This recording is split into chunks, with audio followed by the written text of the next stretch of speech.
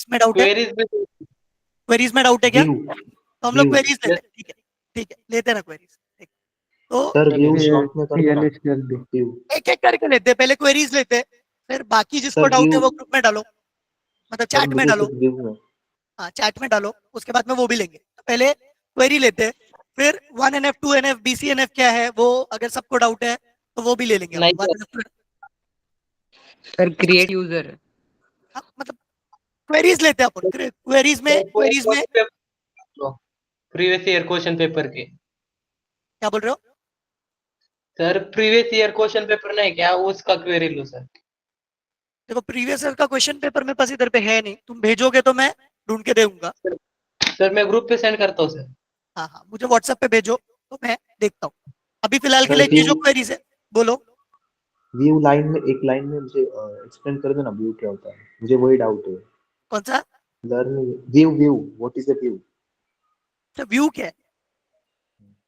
Sir PLSQL एक बार repeat करो। एक एक करके अपन कर सकते हैं। सबसे पहले क्या करें बताओ तुम? व्यू सर मुझे इतना ही डाउट है सर। क्वेरीज सर, मुझे क्वेरीज डाउट था। PLSQL sir. सबसे पहले किसका लूप है? मेरा मैं सर। पहले बोला मैसेज क्रिएट यूजर लो सर। PLSQL लो। ये तुम लोग यही तुम लोग करते हो जब भी ये भी रहता है ना, वैसा रहता है कि सब व्यू लोग का बता दो, लूप, तो सबका कैसे व्यू लूंगा बता मैं? दो सर, व्यू बता दो। सर मैं बोलता DDL हूँ। कमांड्स। हाँ, देखा सर मैं क्वेरीज लो ना कमांड्स सर, में। मैंने पहले बोला था सर। अभी अभी मैं क्या बोलेगा तुम लोग एट्रीब्यूट सब लोग अपना माइक बंद करो। मैं क्या करता हूँ, मैं पहले क्वेरीज लेता हूँ, फिर उसके बाद में अपन चाहिए तो 1NF 2NF 3NF ले लेंगे, फिर उसके बाद में चाहिए तो जो व्यू क्या रहता है वो ले लेंगे, ठीक है ना? और उसके बाद में अगर और भी कुछ रहेगा तो वो भी ले लेंगे, ठीक है ना? तो सभी लोग अभी अपना माइक बंद करके रखो, जब भी अपन सिखा रहे ना तभी तुम बोलो मत। वो सिखा के होने के बाद में अगर कुछ डाउट है तो चैट में डालो, ठीक है बच्चों? तो क्वेरी सबसे पहले अपन चालू करते हैं, ठीक है ना? मतलब मैं क्या करता हूँ कि 2-3 पेपर के जो क्वेरीज है वो ले लेता हूँ, ठीक है? इससे तुम लोग को क्लियर हो जाएगा, ठीक है? तुम्हारा कुछ स्पेसिफिक क्वेरी है जो तुमको नहीं आ रहा है या जो तुमको नहीं समझा है, वो चाहिए तो मेरे को पर्सनल में डालना, वो मैं बता दूंगा, ठीक है ना? मतलब वैसा कुछ मत करो कि तुम्हारे एक क्वेश्चन की वजह से बाकी सब लोग को रुकना पड़े। वैसा क्वेश्चन बोलो जो जनरिक हो और सबको। अगर तुम्हारा एक स्पेसिफिक क्वेश्चन है तो वो मुझे पर्सनल में डालो, मैं बता दूं। तो हम लोग सबसे पहले क्रिएट टेबल का मतलब क्रिएट टेबल मुझे लगता है कि सबको आता रहेगा। हम लोग जो तुम लोग को यहाँ पे लास्ट क्वेश्चन में आता है ना क्वेरीज, वो लेता हूँ मैं सबसे पहले। जैसे ये क्वेश्चन, ठीक है, right a SQL query for the following. तो सबसे पहले क्या बोला इसने, create a table with the following attribute. तो तुम्हारे क्वेश्चन में ही आधा आंसर रहता है बच्चों, ठीक है ना? तो क्वेश्चन क्या बोला है, ये एक टेबल बनाना है जिसका नाम क्या है, मैं इसको थोड़ा जूम ये करता हूँ।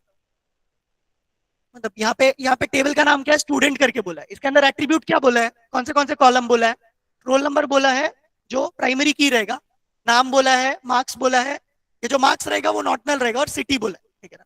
तो इसमें कॉलम कितने हैं, कॉलम अगर देखोगे तो रोल नंबर है, नेम है, मार्क्स है और सिटी है। टोटल 4 कॉलम है, ठीक है ना? यहाँ पे कॉलम अगर देखोगे तो 4 है, ठीक है? कौन से कॉलम है, रोल नंबर है, नेम है, मार्क्स है और सिटी है, ठीक है ना? तो अगर ये नाम का मुझे टेबल बनाना है तो सबसे पहले मैं क्या करूंगा, अगर मुझे टेबल बनाना है तो सबसे पहले मैं क्या करूंगा, क्रिएट टेबल, टेबल का नाम लिखूंगा। तो ऐसे कोई भी टेबल बनाना है तो यही लिखना है, क्रिएट टेबल, टेबल का नाम। फिर क्या करना है, जो उसके कॉलम है ना वो लिख देने। तो कॉलम कौन से रोल नंबर है, नाम है, मार्क्स है और सिटी है, तो ये लिख दो। तुम्हें अगर ये नहीं आता ना तो ये 4 कॉलम लिख दो। अब तुमको ये भी नहीं पता कि डेटा टाइप क्या रहता है, तो क्या करो, हर जगह पे वेर केयर 2 लिख दो। हर जगह पे यहाँ पे जो लिखा है ना, हर जगह पे वेर केयर लिख दो, वेर केयर और ब्रैकेट में 100। अगर तुम्हें नहीं पता है तो, अगर तुम्हें पता है कि रोल नंबर का डेटा टाइप नंबर होना चाहिए तो नंबर ही लिखो। अगर नहीं पता है तो हर जगह पे क्या लिख सकते हो तुम लोग, वेर केयर 100 करके। वो राइट है, रॉन्ग नहीं है, ठीक है ना? तो अगर तुम्हें पता है कि रोल नंबर का डेटा टाइप इंट होना चाहिए या तो नंबर होना चाहिए, नंबर 10 करके होना चाहिए। अभी अगर मैंने इंट के बदले नंबर डाला तो उसका मीनिंग भी क्या है वो बोलता हूँ। अगर मैंने यहाँ पे नंबर और 10 डाला तो इसका मीनिंग क्या है, मेरा जो इंट है वो 10 डिजिट का हो सकता है। मेरा जो इंट है वो कितने डिजिट का हो सकता है, 10 डिजिट का हो सकता है। तो यहाँ पे अगर देखोगे ना तो मैंने एक कॉलम बनाया जिसका नाम है रोल नंबर, दूसरा कॉलम बनाया जिसका नाम है नेम, तीसरा कॉलम बनाया जिसका नाम है मार्क्स, चौथा कॉलम मैंने बनाया जिसका नाम है सिटी। मैंने रोल नंबर को डेटा टाइप इंट दिया, मैंने नेम को डेटा टाइप वेर केयर दिया, मार्क्स को डेटा टाइप इंट दिया और सिटी को डेटा टाइप वेरकेर दिया। देखो हर एक कॉलम के बाद में मैंने कॉमा दिया हुआ है, ठीक है ना, जितने भी कॉलम रहेंगे उसके बाद में कॉलम कॉमा दिया, पर लास्ट जो कॉलम है उसके बाद कॉमा नहीं दिया है, ये जो सिटी है उसके बाद कॉमा नहीं दिया है। तो हर बार जब भी क्रिएट का क्वेरी बोलेंगे ना ऐसे ही लिखना है तुमको, ठीक है। अभी इसके बाद में क्या बोला है पता है क्या, जो रोल नंबर तुम्हारा है उसको प्राइमरी की देना है। तो देखो मैंने रोल नंबर लिखा, इंट लिखा, उसके आगे प्राइमरी की लिखा। अगर रोल नंबर को प्राइमरी की ना बोल के उसने बोला रहता यूनिक की दो, तो क्या लिखते थे हम लोग उसके आगे लिखते थे यूनिक की करके, यूनिक स्पेस की। उसको बोलते थे, अगर उसने बोला रहता था कि चेक की लिखो, तो क्या लिखते थे हम लोग, चेक। अगर देखोगे तो किसके केस में हो सकता है, मार्क्स के केस में हो सकता है, मैं लिख के दिखाता हूँ। फिर नेम को उसने क्या किया, नॉट नल लिखा हुआ है। नॉट नल का मतलब क्या, उसके अंदर वैल्यू डालना कंपलसरी है, वैल्यू नहीं डालोगे तो आगे बढ़ेगा ही नहीं। फिर उसके बाद में मार्क्स को भी उसने क्या किया है, नॉट नल किया है। अभी नेम को कोई भी कंस्ट्रेंट दिया नहीं है। अगर समझो ये तुम्हारा मार्क्स जो है ना, उसमें मैं ये चाहता हूँ कि मार्क्स 100 से छोटा 100 से बड़ा नहीं हो, तो मैं यहाँ पे क्या लिखूंगा, अगर समझो इसको चेक कंस्ट्रेंट देना रहता तो मैं लिखता चेक मार्क्स लेस देन 100 करके। तो ये तुम लोग को चेक कंस्ट्रेंट का लिखने का वे है। अगर तुम लोग को देखो क्वेरी में कुछ भी आ सकता है, तो अगर बोला चेक कंस्ट्रेंट लिखने के लिए तो ऐसा लिखना है। प्राइमरी की बोला तो कैसे लिखोगे, डेटा टाइप उसके बाद में प्राइमरी की। यूनिक की बोला तो क्या लिखोगे, आगे यूनिक की। नॉट नल बोला तो आगे क्या लिखोगे, नॉट नल। चेक बोला तो ऐसे लिखना है। डिफॉल्ट करके भी बोलते हैं, तो डिफॉल्ट कैसे लिखोगे, यहाँ पे डिफॉल्ट और आगे उसका वैल्यू। समझो मैंने सिटी में डिफॉल्ट कल्याण लिख दिया, तो अगर कोई सिटी नहीं डाला तो क्या आएगा, कोई सिटी नहीं डाला तो क्या आएगा, कल्याण करके आएगा। मतलब ये जो वेरकेर सिटी वेरकेर 200 लिखा उसके बाद में ऐसे लिखना है। तो इससे क्या हो जाएगा, अगर सिटी में वैल्यू नहीं डाला तो डिफॉल्ट क्या आएगा, कल्याण करके। समझा क्या ये सबको, अगर समझा तो चैट में लिखो, चैट में लिखो क्रिएट करके, चैट में क्रिएट करके लिखो। आगे बढ़ते फिर अपन। तो ये होने के बाद में अल्टर क्वेरी है। उसके बाद में क्या पूछा है, add a column date of birth in the above table student. Add a column date of birth in the above table student. अभी तुम लोग को एक चीज मैं बताऊंगा कि ये जो अल्टर है ना, ये वैल्यू नहीं ऐड करता। ये क्या ऐड करता है, कॉलम नहीं तो कंस्ट्रेंट। ये क्या ऐड करता है, कॉलम नहीं तो कंस्ट्रेंट। अल्टर यूज करके मैं 3 चीज कर सकता हूँ, ऐड, मॉडिफाई और ड्रॉप। अल्टर यूज करके मैं क्या कर सकता हूँ, ऐड, मॉडिफाई और ड्रॉप। किसको कर सकता हूँ ऐड, मॉडिफाई, ड्रॉप, 3 चीज को, 2 चीज को, कॉलम को और कंस्ट्रेंट को। पर यहाँ पे क्या बोला है, मुझे कॉलम ऐड करना है। कौन सा कॉलम ऐड करना है वो भी दिया हुआ है। मुझे जो कॉलम ऐड करना है उसका नाम क्या है, डेट ऑफ बर्थ है। तो मैं लिखूंगा अल्टर, फिर टेबल का नाम यहाँ पे देखो दिया हुआ है, अल्टर टेबल और टेबल का नाम, alter table student. Alter alter alter table student add करना है, मुझे नया कॉलम ऐड करना है इसलिए ऐड लिखा। अगर मुझे ड्रॉप करना रहता कोई कॉलम तो मैं यहाँ पे लिखता था ड्रॉप और कॉलम का नाम, तो वो ड्रॉप हो जाता था। समझो मुझे मार्क्स कॉलम ड्रॉप करना है तो मैं क्या लिखता था, alter table student drop marks, तो मार्क्स का कॉलम निकल जाता था। मुझे नया कॉलम डालना है इसलिए मैंने ऐड लिखा है। क्या लिखा है मैंने, ऐड। और फिर मैंने क्या लिखा, डेट ऑफ बर्थ। फिर उसको मैंने डेटा टाइप क्या दिया, वेरकेर 20 करके, ठीक है। नेक्स्ट क्वेश्चन क्या पूछा है, तो अल्टर यूज करके अपन क्या कर सकते हैं, ऐड मॉडिफाई और ड्रॉप कर सकते हैं। किसको कर सकते हैं ऐड, मॉडिफाई, ड्रॉप, कॉलम को और कंस्ट्रेंट को, ठीक है ना, ये याद रखो। नेक्स्ट जो चीज है वो क्या बोला उसने, increase the size of the attribute name by 10। अभी ये देखो यहाँ पे क्या बोला उसने कि अल्टर करना है, किसको अल्टर करना है मेरे को, कौन से एट्रीब्यूट को, नेम एट्रीब्यूट को, उसका साइज 10 से बढ़ाना है। तो क्रिएट कर रहे थे तो नेम का साइज कितना था, 30 था। अब उसको क्या करना है, नेम का साइज 40 करना है। जब भी हम लोग टेबल क्रिएट कर रहे थे तो नेम का साइज कितना था, 30 था। अब उसको 40 करना है। तो वो करने के लिए मुझे क्या करना पड़ेगा, मुझे कॉलम ऐड नहीं करना पड़ेगा, मुझे कॉलम मॉडिफाई करना पड़ेगा। तो मैं यहाँ पे लिखूंगा अल्टर टेबल स्टूडेंट मॉडिफाई। देखो यहाँ पे लिखा है मॉडिफाई। किसको मॉडिफाई कर रहा हूं मैं, नाम को। और उसके आगे मैंने क्या लिखा, डेटा टाइप वेरकेर 40 करके, क्योंकि उसके पहला साइज क्या था, 30 था। 10 से बढ़ाया तो क्या हो जाएगा, 40 हो जाएगा। तो मैंने लिखा वेरकेर 40 करके। इसके बाद में क्या बोला है, change the name of the student table to student table to stud करके। यहाँ पे मैंने लिखा रीनेम, टेबल का नाम चेंज करने के लिए रीनेम यूज होता है। Rename student to, rename table आएगा यहाँ पे, रीनेम टेबल आएगा बच्चों, rename table student to stud ऐसे आएगा, rename table student to stud. समझा क्या बच्चों, अगर समझा तो चैट में अल्टर और रीनेम डालो, अगर समझा तो चैट में बच्चों अल्टर और रीनेम डालो। ये क्वेरीज अपना हो गया, ये क्वेरीज अपना हो गया। और एक पेपर का हम लोग क्वेरी ले लेते हैं, जैसे ये पेपर का लिया ना वैसे एक और पेपर का ले लेते हैं, तो इजी पड़ेगा तुमको। 6th क्वेश्चन में आ रहेगा क्वेरी, वो भी क्वेरी ले लेते हैं। जैसे ये क्वेरी है, ठीक है ना। प्राइमरी की यूनिक की कैसे डालते हैं पता है क्या तुमको? प्राइमरी की यूनिक की कैसे डालते हो पता है क्या? वो भी बताऊं क्या क्वेरी? प्राइमरी की यूनिक की कैसे डालते हो पता है क्या? Yes sir. बताऊं क्वेरी? बताऊं? चैट में डालो बच्चों, प्लीज प्लीज माइक मत चालू करो, चैट में डालो, बताऊं कि नहीं बताऊं? अगर बताना है तो यस डालो, तो मैं चैट में बता दूंगा। बताओ, ओके बताता हूं। तो अभी प्राइमरी की क्या रहता है पता है क्या? प्राइमरी की में तीन चीज रहता है। जो भी कॉलम प्राइमरी की रहता है ना वो यूनिक रहता है, नॉट नल रहता है और इंडेक्स रहता है। अभी यूनिक का मतलब क्या? उसका वैल्यू डुप्लीकेट नहीं रहेगा, उसका वैल्यू डुप्लीकेट नहीं रहेगा, ठीक है। और नॉट नल का मतलब क्या रहता है? नॉट नल का मतलब क्या रहता है कि ये जो वैल्यू है ना ये चाहिए ही चाहिए, ये जो वैल्यू है वो चाहिए ही चाहिए। लास्ट जो चीज है उसको बोलते हैं इंडेक्स। तो प्राइमरी की यूनिक रहता है, नॉट नल रहता है और इंडेक्स रहता है। इंडेक्स का मतलब ये है कि जिस कॉलम के ऊपर मैं इंडेक्स लगाता हूँ उसके ऊपर सर्चिंग फास्ट होगा, उसके ऊपर सर्चिंग फास्ट होगा। तो यहाँ पे हम लोग देखते हैं कि क्या किया है, ठीक है ना। तो यहाँ पे एक टेबल बना है कस्टमर नाम का, उस टेबल के अंदर प्राइमरी की डाला है। तो यहाँ पे कैसे डालना है पता है क्या? इसके पहले हम लोग ने किया था, आईडी डाला था, हमने रोल नंबर लिखा था, फिर इंट लिखा था, उसके आगे ही प्राइमरी की लिख दिया था। वो एक तरीका है। दूसरा तरीका यहाँ पे है, क्या किया गया? तो देखो यहाँ पे लिखा है क्रिएट टेबल कस्टमर करके, और कस्टमर में कॉलम कौन सा डाला है? आईडी, जिसका डेटा टाइप इंट है और उसको नॉट नल रखा। फिर एज डाला जिसका डेटा टाइप इंट है, फिर उसको नॉट नल रखा। एड्रेस डाला, उसको कैर 25 लिखा है, इसको वेर कैर ही लिखो, कंफ्यूज मत हो जाओ तुम। फिर उसके बाद में कॉमा करके देखो लास्ट में क्या लिखा है? प्राइमरी की आईडी करके। ऐसा ना लिख करके तुम लोग ऐसा लिखते तो भी चलता था, कैसा लिखते तो चलता था। यहाँ पे प्राइमरी की लिखा तो ऑटोमेटिकली वो नॉट नल हो जाएगा। तो इसके आगे ही क्या लिख दो? आईडी इंट प्राइमरी की। एक ही तरीका याद रखो, 10 तरीका याद रखोगे तो भूल जाओगे। एक ही तरीका याद रखो, 10 तरीका याद रखोगे तो भूल सर जाओगे। नहीं समझा। देखो कॉलम का नाम लिखो, कॉलम का नाम क्या आपने? आईडी, फिर डेटा टाइप क्या है? इंट, उसके आगे क्या लिख दो? प्राइमरी की। वो प्राइमरी की बन गया। समझा क्या? इसमें कुछ है नहीं समझ में बच्चों? नहीं समझा क्या तो पूछो। नहीं समझा क्या? किसको नहीं समझा?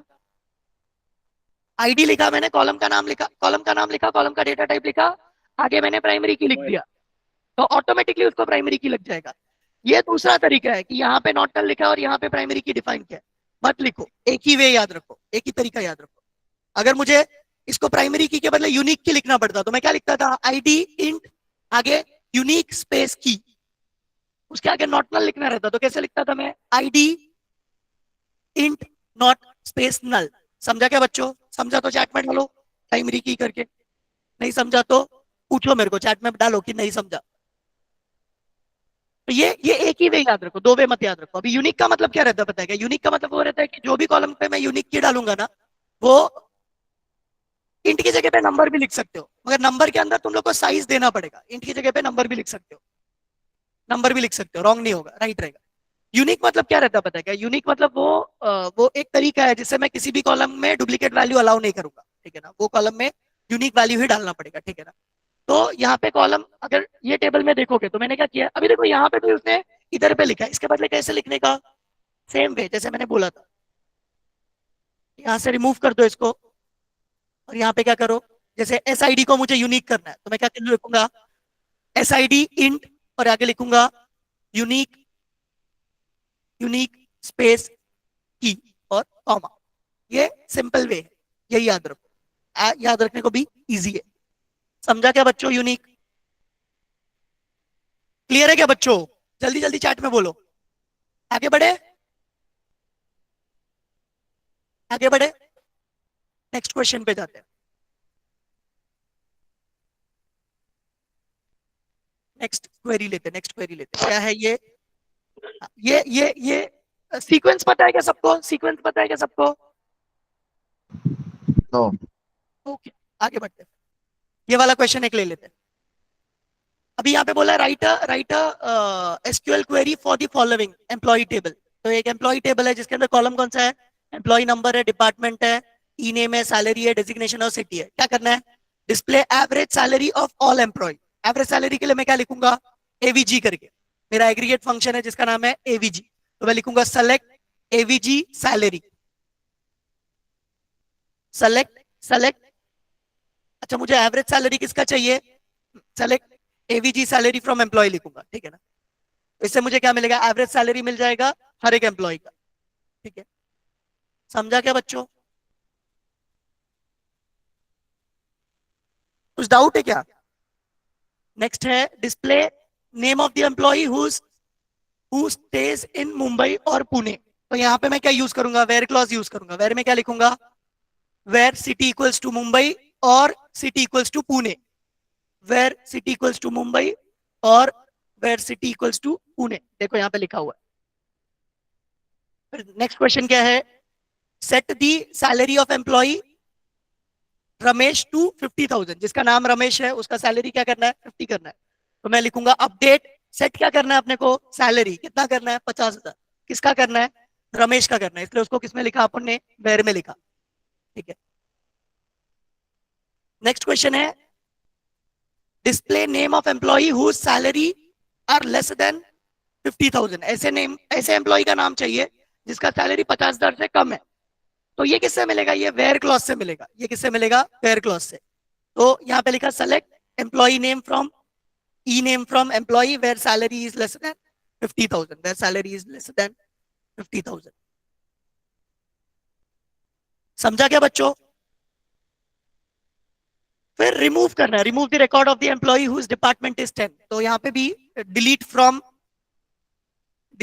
एम्प्लॉय आएगा वेयर डिपार्टमेंट इक्वल टू 10 आएगा, delete from employ where department equal to 10 आएगा। Remove the column department number, अभी देखो यहाँ पे कॉलम निकालना, यहाँ पे कॉलम निकालना है। कॉलम निकालने के लिए क्या यूज करते हैं हम लोग, अल्टर। अल्टर के साथ में क्या यूज करेंगे, ड्रॉप। अगर कॉलम ऐड करना है तो अल्टर के साथ में ऐड यूज करेंगे, कॉलम मॉडिफाई करना है तो अल्टर के साथ में मॉडिफाई यूज करेंगे। समझा क्या बच्चों।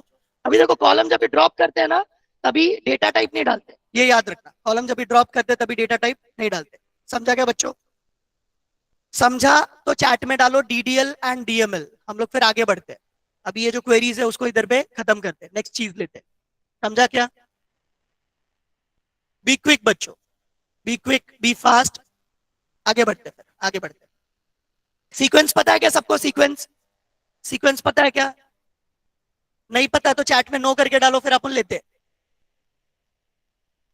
नहीं है, नहीं पता है, ओके लेता हूं मैं, सीक्वेंस क्या रहता है वो मैं लेता हूं। जल्दी जल्दी हम लोग लेंगे, तो बाकी लोग जिनको आता है ना वो लोग थोड़ा पेशेंस रखो, जिनको नहीं आता वो लोग सुनो। तो सीक्वेंस क्या रहता है पता है क्या, सीक्वेंस एक तरीका है जिससे मैं इंक्रीमेंटल वैल्यूज ले सकता हूं। मतलब अगर समझो मेरा एक टेबल है स्टूडेंट नाम का, उसके अंदर आईडी जो कॉलम है उसके अंदर क्या वैल्यू जाएगा, उसके अंदर 1 2 3 4 5 6 7 8 जाएगा। कहां तक जाएगा, जब तक स्टूडेंट आएंगे तब तक जाएगा। अगर समझो लास्ट जो मैंने आईडी डाला था वो 78 है, तो अभी वापस से मुझे अगर इंसर्ट करना है तो मुझे याद रखना पड़ेगा ना लास्ट आईडी क्या था, क्योंकि मैंने उसको प्राइमरी की दिया है तो डुप्लीकेट वैल्यू डाल नहीं सकता मैं। तो 78 के बाद में मुझे नेक्स्ट क्या डालना है, 79, ये मुझे याद रखना पड़ेगा। फिर 79 डाल दिया तो वापस क्या डालना है, 80 डालना है, ये मुझे याद रखना पड़ेगा। अगर मुझे याद नहीं रखना है तो मैं क्या बनाऊंगा, इसका एक सीक्वेंस बनाऊंगा। वो सीक्वेंस याद रखेगा कि लास्ट मैंने आईडी क्या डाला था मेरे टेबल में, उसके बाद में नेक्स्ट टाइम पे जब भी मैं वो सीक्वेंस को कॉल करूंगा अपने आप वो आईडी डाल देगा। ठीक है, कैसे डालेगा वो देखते हैं, तो सीक्वेंस बनाने के लिए कैसे लिखते हैं पता है क्या, क्रिएट सीक्वेंस, सीक्वेंस का नाम, तो सीक्वेंस का नाम कुछ भी हो सकता है। ठीक है, क्रिएट सीक्वेंस, सीक्वेंस का नाम, वो स्टार्ट होगा एक वैल्यू से। जैसे मुझे आईडी का मैंने जो एग्जांपल दिया स्टूडेंट के केस में, तो आईडी चालू कहां से होगा, 1 से, तो स्टार्ट विथ में क्या लिखूंगा 1। ये जो आईडी मैंने स्टार्ट किया 1 से, वो इंक्रीज कितने से होगा, 1 से, बढ़ेगा कितने से, 1 से। उसका मिनिमम वैल्यू कितना होगा 1, मैक्सिमम वैल्यू कितना होगा, कितने स्टूडेंट आएंगे वो अपने को पता है क्या, तो मैक्सिमम वैल्यू अपन 1 लाख रख देंगे। ठीक है, तो ये उसका सिंटैक्स है, क्रिएट सीक्वेंस, सीक्वेंस का नाम, स्टार्ट विथ एक वैल्यू, इंक्रीमेंट बाय एक वैल्यू, मिन वैल्यू एक वैल्यू, मैक्स वैल्यू एक वैल्यू डालेंगे। फिर इसमें दो चीज रहता है, एक को बोलते हैं साइकिल, एक को बोलते हैं नो साइकिल। इसमें एक और चीज रहता है जिसको बोलते हैं कैश और नो कैश। साइकिल का मतलब क्या रहता है पता है क्या, साइकिल का मतलब क्या रहता है पता है क्या, अगर समझो 1 से लेके 1 लाख हो गया, वापस से कहां से चालू होगा, वापस से 1 से चालू होगा। अगर साइकिल लिखा है, नो साइकिल लिखा है तो क्या करेगा वो, 1 से लेके 1 लाख हुआ, उसके आगे फिर नहीं चलेगा वो। ठीक है, कैश नो कैश का मतलब क्या है कि अगर मैंने कैश लिखा है ना, तो अभी जो आईडी मैंने डाला था वो 50 है, तो लास्ट नेक्स्ट जो 10 आईडी आने वाले ना वो कैश मेमोरी में रखेगा। नो कैश लिखा तो कैश मेमोरी में नहीं रखेगा। यही इसका मीनिंग है। अभी इसके बाद में इसका सिंटैक्स देखो, ये मतलब ये करते कैसे वो देखो। तो क्रिएट सीक्वेंस, सीक्वेंस का नाम, उसके बाद में स्टार्ट विथ क्या किया 1 से, इंक्रीमेंट बाय क्या किया 1 से, मिनिमम वैल्यू क्या बोला 0, मैक्सिमम वैल्यू क्या बोला 100, और इसको साइकिल लिखा है। साइकिल नो साइकिल लिखना कंपलसरी नहीं है, नहीं लिखा तो भी चलेगा, लिखा तो भी चलेगा। तो ये मैंने सीक्वेंस बना दिया। सीक्वेंस को अल्टर करना है तो कैसे लिखेंगे, अल्टर सीक्वेंस, सीक्वेंस का नाम, और उसके बाद में क्या अल्टर करना है वो, तो अल्टर सीक्वेंस, सीक्वेंस का नाम, मैक्स वैल्यू मुझे अभी यहाँ पे मैंने 100 डाला था, मुझे 500 डालना है, तो मैं क्या लिखूंगा, अल्टर सीक्वेंस, सीक्वेंस का नाम, और फिर मैं लिखूंगा 500। तो वो क्या हो जाएगा नेक्स्ट टाइम, मैक्स वैल्यू क्या हो जाएगा नेक्स्ट टाइम 500 हो जाएगा। अल्टर सीक्वेंस, सीक्वेंस का नाम, मैक्स वैल्यू 500 हो जाएगा। सीक्वेंस को ड्रॉप कैसे करते हैं, ड्रॉप सीक्वेंस, सीक्वेंस का नाम, ठीक है, उससे ड्रॉप हो जाएगा। अभी ये सीक्वेंस का डेटा टेबल में कैसे डालेंगे वो इंपॉर्टेंट है। तो सीक्वेंस का डेटा टेबल में कैसे डालते पता है क्या, तो इंसर्ट का जो क्वेरी है, इंसर्ट का जो क्वेरी है, इंसर्ट इनटू स्टूडेंट, उसके बाद में क्या है इंसर्ट इनटू स्टूडेंट, उसके बाद में क्या है आईडी का जो वैल्यू है, इंसर्ट इनटू स्टूडेंट वैल्यूज। तो पहला मेरा कॉलम समझो आईडी है, ठीक है, दूसरा मेरा कॉलम नेम है, यही दो ही कॉलम है। तो दूसरा मेरा कॉलम राजन करके है, मैंने यहाँ पे नेम डाल दिया, यहाँ पे मैंने दूसरे कॉलम में नाम डाल दिया एक राजन करके। तो पहला जो कॉलम है मेरा आईडी है ना, तो यहाँ पे मैं 1 डालूंगा, ठीक है, मैंने 1 डाला, नेक्स्ट टाइम पे मैं क्या डालूंगा 2 डालूंगा, फिर 3 डालूंगा, फिर 4 डालूंगा। ये मुझे खुद से नहीं डालना है, इसलिए मैंने सीक्वेंस यूज किया। यहाँ पे मैं क्या लिखूंगा, मेरे सीक्वेंस का नाम, समझो मेरे सीक्वेंस का नाम है आईडी एससीक्यू, आईडी एससीक्यू, ये मेरे सीक्वेंस का नाम है। तो मैं लिखूंगा ID SCQ dot dot dot next val, next val. ये मुझे क्या ला के देगा, ID SCQ dot next val मुझे क्या ला के देगा, हमेशा नया वाला वैल्यू ला के देगा। मतलब सीक्वेंस में अगर समझो टेबल में लास्ट वैल्यू जो गया था वो 10 गया था, तो अभी क्या आएगा 11 आएगा। अगर सीक्वेंस में लास्ट 20 गया था तो अभी क्या आएगा 21 आएगा। तो ये मुझे किससे मिलेगा, नेक्स्ट वैल से मिलेगा, सीक्वेंस का नाम डॉट नेक्स्ट वैल से। अगर मुझे टेबल में कौन सा वैल्यू गया है वो देखना है, तो मैं क्या लिखूंगा, यहाँ पे कर वैल लिखूंगा, कर वैल कर, इससे मुझे क्या मिलेगा करंट वैल्यू। सीक्वेंस में 20 गया है, मतलब टेबल में लास्ट वैल्यू 20 गया, तो क्या मिलेगा मुझे 20, लास्ट वैल्यू 10 गया तो क्या मिलेगा 10। समझा क्या बच्चों सीक्वेंस, समझा तो चैट में सीक्वेंस करके डालिए, और ये 100% क्वेश्चन आएगा, 100% मतलब 100% ये क्वेश्चन आएगा ही आएगा। सब लोग लिखो बच्चों चैट में सीक्वेंस करके, हम लोग आगे बढ़ते हैं फिर। और कौन सा टॉपिक है, नॉर्मलाइजेशन बताऊं अभी, नॉर्मलाइजेशन बताऊं बच्चों, सीक्वेंस हो गया, नॉर्मलाइजेशन बताऊं, यस ओके, नॉर्मलाइजेशन बताता हूं, बताता हूं।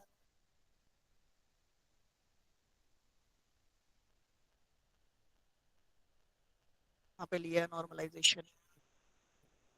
ग्रुप बाय क्लॉज आता है क्या तुमको, ग्रुप बाय क्लॉज? पीएलएसक्यूएल बहुत बड़ा है बेटा, पीएलएसक्यूएल में क्या तेरे को चाहिए एग्जैक्ट वो बता, तो मैं बताता हूँ। ग्रुप बाय क्लॉज बताऊं अभी आया तो, कि नहीं बताऊं? नहीं सर, ओके बताऊं, तुम लोग खुद में ही डिसाइड करो। पीएलएसक्यूएल का ब्लॉक स्ट्रक्चर जो है ना हर्ष, जो मैंने लेक्चर लिया ना उसमें बताया है, एक बार वो देखना तो देखो समझेगा। पीएलएसक्यूएल का ब्लॉक स्ट्रक्चर भी बताया है, पीएलएसक्यूएल का 2-3 एग्जांपल भी लेके बताया, तो एक बार वो देख, उससे समझ जाएगा, नहीं समझेगा तो पूछ मेरे को। मैं अभी ग्रुप बाय बताता हूँ, ग्रुप बाय बताता हूँ, शॉर्ट में ग्रुप बाय बताता हूँ। तो ग्रुप बाय क्या रहता है पता है क्या, ग्रुप बाय क्या रहता है पता है क्या, ग्रुप बाय बेसिकली वो कॉलम के ऊपर अप्लाई होता है जहां पे डुप्लीकेट वैल्यू है। जैसे डिपार्टमेंट, जैसे कोरोना के टाइम पे क्या हुआ था कि तुम लोग को सिटी वाइज किस सिटी में कितना कोरोना के पेशेंट है वो समझ में आता था, तो वो लोग क्या करते थे पता है क्या, हॉस्पिटल में जाकर पेशेंट का काउंट निकालते थे और उसके आगे सिटी लिखते थे। तो अगर उनको पता चल करना है कि एक सिटी में कितने कोरोना के पेशेंट है तो ग्रुप बाय सिटी करेंगे, ठीक है। तो इसका एग्जांपल लेते हैं कि अगर मुझे पता करना है कि कोरोना के कितने पेशेंट किस सिटी में है, तो मैं क्या क्वेरी लिखूंगा, तो मैं लिखूंगा सेलेक्ट, फिर मैं क्या लिखूंगा, मैं लिखूंगा काउंट, मुझे सिटी का काउंट चाहिए, मतलब सिटी में कितने लोग हैं जिनको कोरोना हुआ है, उसका काउंट चाहिए। तो select count city comma city from patient, patient. फिर आगे क्या लिखूंगा मैं, ग्रुप बाय, आगे क्या लिखूंगा, सिटी। ये मुझे क्या देगा मेरे टेबल में से, ये अगर समझो मेरे टेबल में कल्याण करके है, मतलब, और डोंबिवली करके, सभी लोगों का सिटी यही दोनों है, कल्याण और डोंबिवली, सभी लोगों का सिटी ये दोनों है। तो मुझे कितने सिटी देगा, ये 2 सिटी देगा, और दोनों का काउंट दे देगा यहाँ पे, कल्याण में कितने पेशेंट है कोरोना के और डोंबिवली में कितने पेशेंट है कोरोना के, क्योंकि मैंने ग्रुप बाय डाला है। ग्रुप बाय क्या करता है, यूनिक सिटी लेके आता है और उसका काउंट निकालेगा। यूनिक सिटी कितने मिले उसको, 2, उसका उसने काउंट निकाला। तो देखो मैंने पहले पहले यहाँ पे काउंट लिखा फिर सिटी लिखा, तो ये साइड में आएगा, काउंट ये साइड में आएगा, सिटी का नाम वो साइड में आएगा। तो ग्रुप बाय में काउंट के अंदर जो कॉलम डाला है ना उसी के ऊपर ग्रुप बाय होता है। ग्रुप बाय में एग्रीगेट फंक्शन यूज करना कंपलसरी है, जिस भी कॉलम के ऊपर एग्रीगेट फंक्शन यूज किया उस पे ही ग्रुप बाय होगा, ये भी तुमको याद रखना है। जिस कॉलम के ऊपर एग्रीगेट फंक्शन यूज किया है उसी के ऊपर ग्रुप बाय भी होगा, ठीक है। जिस कॉलम के ऊपर एग्रीगेट फंक्शन यूज किया है उसी के ऊपर ग्रुप बाय भी होगा, उसी के ऊपर ग्रुप बाय भी होगा। समझा क्या बच्चों, कुछ डाउट है क्या इसमें, ग्रुप बाय में? अब मुझे सभी सिटी के नहीं चाहिए डेटा, मुझे खाली कल्याण का डेटा चाहिए, मतलब कल्याण में कितने कोरोना के पेशेंट है। तो मैं क्या लिखूंगा, मैं लिखूंगा हैविंग, जैसे सेलेक्ट में वेयर क्लॉज रहता है ना, वैसे यहाँ पे हैविंग वेयर क्लॉज की तरह, हैविंग सिटी इक्वल टू कल्याण। तो ये किसका डेटा देगा, खाली किसका काउंट देगा, खाली कल्याण वाले कोरोना पेशेंट का काउंट देगा। किसका काउंट देगा, ये कल्याण वाले कोरोना पेशेंट का। समझा क्या बच्चों? अगर समझा तो चैट में ग्रुप बाय डालो, समझा तो चैट में ग्रुप बाय डालो, जल्दी जल्दी करो। कर्सर पता है क्या सबको, कर्सर, कर्सर पता है क्या, कर्सर बताऊं क्या, कर्सर, कर्सर भी 100% क्वेश्चन आएगा। कर्सर पता है क्या, नहीं पता है तो लास्ट लेक्चर में मैंने लिया भी है, वो भी देख सकते हो तुम लोग। अगर पता है तो मैं आगे बढ़ता हूं, आगे बढ़ू। संजना सब बताओ बोलती है सही है संजना, बताओ कर्सर बताऊं कि नहीं बताऊं, बताओ। ऋषभ भी बोल रहा बताओ, ठीक है बताता हूं। नहीं नहीं भाई, अने तेरा नहीं सुन सकते हम लोग, बताना पड़ेगा मेरे को। कर्सर क्या रहता है पता है क्या, कर्सर एक एक एक पॉइंटर है, कर्सर एक पॉइंटर है जो अगर समझो मैंने सेलेक्ट स्टार फ्रॉम स्टूडेंट मारा, ठीक है ना, सेलेक्ट स्टार फ्रॉम स्टूडेंट मारा, तो एक रो नहीं आएगा, एक से ज्यादा रो आएगा। ये जो ज्यादा रो है ना उसको पॉइंट करने के लिए कर्सर यूज होता है। ये जो ज्यादा रो है ना, सेलेक्ट स्टार फ्रॉम स्टूडेंट मारने के बाद 10 रो आया, तो 10 रो को पॉइंट करने के लिए क्या रहता है, कर्सर रहता है, ठीक है ना। 10 रो को पॉइंट करें, सब टॉपिक नहीं कवर कर सकते राम हरि, अपन जितना पॉसिबल है उतना कवर करता हूँ। जो डाउट है वो पूछो, वो अपन कवर करके लेंगे। तो मेरे को, मैं कंफ्यूज हो गया, क्या बोल रहा था मैं, कर्सर बोल रहा था। तो कर्सर क्या रहता है पता है क्या, कर्सर एक पॉइंटर है, कर्सर एक पॉइंटर है जो जो सेलेक्ट, जो बेसिकली सेलेक्ट का क्वेरी फायर किया ना उसके ऊपर चलता है। अगर मैंने डाला सेलेक्ट स्टार फ्रॉम स्टूडेंट, तो स्टूडेंट का 10 अगर रिकॉर्ड आया ना तो कर्सर वो 10 रिकॉर्ड को पॉइंट करेगा। तो कर्सर अगर मुझे क्रिएट करना है तो पहला स्टेप क्या है पता है क्या, मुझे कर्सर डिक्लेयर करना पड़ता है। कर्सर अगर मुझे क्रिएट करना है तो पहला स्टेप क्या है, कर्सर मुझे डिक्लेयर करना पड़ता है। उसका सिंटैक्स क्या है, कर्सर और फिर कर्सर का नाम। तो यहाँ पे लिखना पड़ेगा कर्सर, कर्सर का नाम A is select star from student. तो ये जो कर्सर है इसके अंदर क्या डेटा आएगा, स्टूडेंट का डेटा आएगा। ये जो मैंने कर्सर क्रिएट किया उसके बाद में दूसरा स्टेप क्या है, कर्सर को ओपन करना पड़ता है। कैसे ओपन करते हैं, ओपन और कर्सर का नाम, ठीक है ना, उससे कर्सर ओपन हो जाएगा। ये जो कर्सर ओपन हुआ उसका डेटा अगर मुझे फेच करना है, मतलब कर्सर के अंदर अगर स्टूडेंट का 10 रिकॉर्ड है तो कर्सर कितनी बार घूमेगा, 10 बार घूमेगा। मतलब ये जो फेच है वो कितनी बार घूमेगा, 10 बार घूमेगा। तो फेच के अंदर कैसे लिखते हैं, फेच एक बार में एक डेटा लाता है। तो अगर 10 रो है तो टोटल कितनी बार उसको घूमना पड़ेगा, 10 बार घूमना पड़ेगा। तो फेच ए इंटू नेम लिखा हुआ है, तो ए के अंदर पूरा डेटा रहेगा। एक बार में वो एक बार में कितना डेटा नेम में डालेगा, एक डेटा, ठीक है ना। फिर ये जो कर्सर फेच किया उसके बाद में लास्ट में कर्सर को क्या करना पड़ता है, क्लोज करना पड़ता है। तो 4 स्टेप है कर्सर को क्रिएट करने का, डिक्लेयर, ओपन, फेच और क्लोज। यहाँ पे इंपॉर्टेंट क्या है, मतलब यहाँ पे अगर देखोगे ना जब भी कर्सर लिखते हो ना, तो ये जो फेच है उसके अंदर लूप लिखना पड़ता है, फेच के ऊपर लूप लिखना पड़ता है। क्यों लूप लिखना पड़ता है, फेच मेरा कब तक चलना चाहिए, फेच मेरा कब तक चलना चाहिए, जब तक मुझे डेटा मिल रहा है, जब तक मुझे डेटा मिल रहा है, इसमें कर्सर में। तो यहाँ पे लूप लिखा और यहाँ पे लिखा, यहाँ पे लिखा, देखो यहाँ पे क्या लिखा है, exit when a percent not found. Exit when a person not found. ए मेरा क्या है, कर्सर का नाम है, उसके आगे मैंने क्या लिखा, person not found. Person not found क्या देता है, पर्सन नॉट फाउंड ट्रू कब देगा, जब कर्सर में डेटा नहीं होगा. वो फॉल्स कब देगा, वो फॉल्स कब देगा, जब कर्सर में डेटा होगा. तो जब तक डेटा है कर्सर में तब तक वो क्या करेगा, एम्प्लॉय डिटेल से, मतलब यहाँ पे लिखा हुआ है क्या करना, वो लिखा हुआ है update employ detail set commission equals to 3000 where employ ID where employ number equals to 3. तो यहाँ पे एक ही काम करेगा, जिस भी एम्प्लॉय का एम्प्लॉय नंबर 3 है उसका कमीशन 3000 से इंक्रीज कर देगा. समझा क्या बच्चों ये, कर्सर समझा तो चैट में डालो प्लीज कर्सर करके. जुबिया मैंने ये जो LMNOQ वाला है ना, ये लाइव में लिया है, वो एक बार वहां से देखो आप, ठीक है ना, तो तुम्हें समझ जाएगा. चैट में प्लीज डालो कर्सर करके. समझा क्या, PLSQL ब्लॉक बताता हूं मैं, PLSQL ब्लॉक बताता हूं मैं. नेक्स्ट क्वेश्चन PLSQL ब्लॉक का ही ले लेता हूं. ट्रिगर पता है क्या, ट्रिगर पता है क्या, रिकवरी टेक्निक बोल रहे थे ना तुम लोग, रिकवरी टेक्निक बताऊं, रिकवरी टेक्निक बताऊं, ओके. तो डेटाबेस रिकवरी टेक्निक में अगर देखोगे ना, तो बेसिकली यहाँ पे database recovery techniques are used to restore original data into the system. मतलब बेसिकली जो डेटा, मतलब अगर समझो सिस्टम फेल हो गया, तो फेल होने के बाद में उसको रिकवर करना है, तो क्या यूज करेंगे हम लोग, रिकवरी टेक्निक यूज करेंगे. उसमें पहला जो रिकवरी का टेक्निक है वो कौन सा है, लॉग बेस्ड रिकवरी है, लॉग बेस्ड रिकवरी है. तो it records the sequence of log record. मतलब बेसिकली लॉग बेस्ड रिकवरी में क्या होगा पता है क्या, जब भी तुम डेटा इंसर्ट या अपडेट करते हो ना, तो लॉग के अंदर डेटा डाला जाएगा. तो ये जो रिकवरी होगा वो किससे होगा, लॉग से होगा. मतलब अगर मुझे रिकवरी करना है तो लॉग फाइल को यूज करूंगा और फिर मेरे डेटा को रिकवर करूंगा. तो लॉग बेस्ड रिकवरी में it records the sequence of log record which includes all the activity done by the database user. It records the activity when user changes database. मतलब log based recovery एक log file से होता है जिसको system log बोलते हैं, ठीक है ना. अगर मेरा सिस्टम फेल हुआ तो लॉग फाइल को यूज करके मैं डेटाबेस को रिकवर करूंगा. इसको पहला रिकवरी का टेक्निक बोलते हैं. दूसरा जो टेक्निक है ना उसको बोलते हैं शैडो पेजिंग रिकवरी. दूसरा जो टेक्निक है उसको क्या बोलते हैं, शैडो पेजिंग रिकवरी.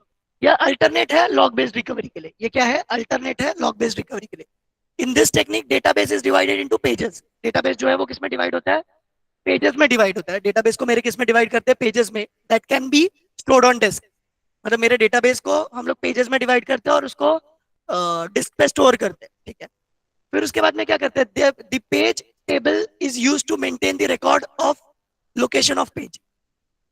मतलब यहाँ पे पेज टेबल करके रहता है. The page table is used to maintain the record of location of page. मतलब एक पेज पे क्या डेटा है वो कहां पे लिखा रहेगा, पेज टेबल में लिखा रहेगा, ठीक है ना.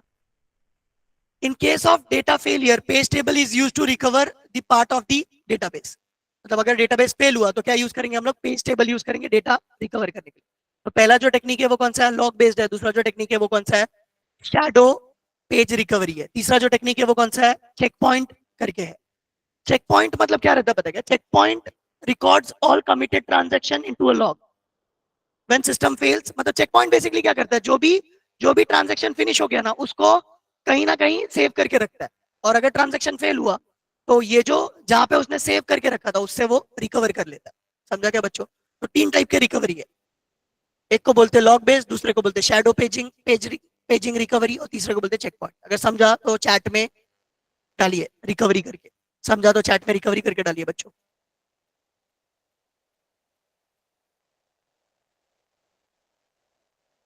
અને स्टोरेज मैनेजर के अंदर देखोगे ना तो कंपोनेंट है. स्टोरेज मैनेजर के अंदर एक क्वेश्चन खत्म नहीं होता, आने के दूसरे क्वेश्चन आ जाते हैं. स्टोरेज मैनेजर के अंदर अगर देखोगे ना तो बहुत सारे कंपोनेंट है. अभी स्टोरेज मैनेजर डेटाबेस आर्किटेक्चर का एक पार्ट है, डेटाबेस आर्किटेक्चर का पार्ट है. देखो बच्चों ये जो चीज है ना, जैसे स्टोरेज मैनेजर हो गया, डेटाबेस आर्किटेक्चर हो गया, ये तुम लोग को रट्टा मारना है. ये एक्सप्लेन करके याद रहने वालों में से नहीं है, क्योंकि इसके अंदर छोटे छोटे बहुत सारे पार्ट है. तो तुम क्या करो पता है क्या, इसको रट्टा मारना है तो इसके हेडिंग्स याद रखो. स्टोरेज मैनेजर के अंदर क्या रहता है, बफर मैनेजर रहता है. बफर मैनेजर क्या करेगा, बफर में डेटा स्टोर करके रखेगा, ये याद रखो, ठीक है ना. फिर उसके बाद में दूसरा क्या है, फाइल मैनेजर है. वो क्या करेगा, वो तुम्हारे फाइल्स को मैनेज करेगा, ठीक है.